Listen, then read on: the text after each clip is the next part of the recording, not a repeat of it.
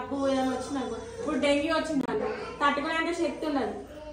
ఆ డెంగ్యూ రాగానే కొంచెం జ్వరం ఎక్కువైపోతుంది, ఇంకా లక్షలు కట్టేది. కాబట్టి ఇంటి చుట్టూ కూడా పరిశుభ్రత గురించి మీ ఇంట్లో చెప్పాలి.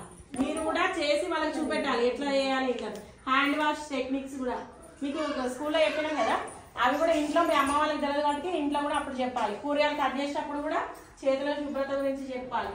ఆకుకూరలో ఏ విధంగా మనం కడిగి వండుకోవాలో చెప్పాలి వాళ్ళకి.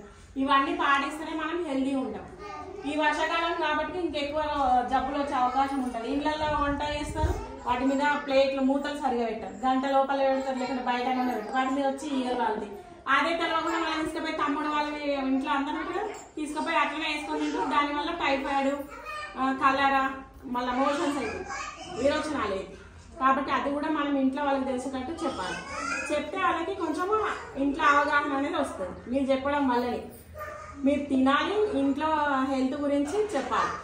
ఏదైనా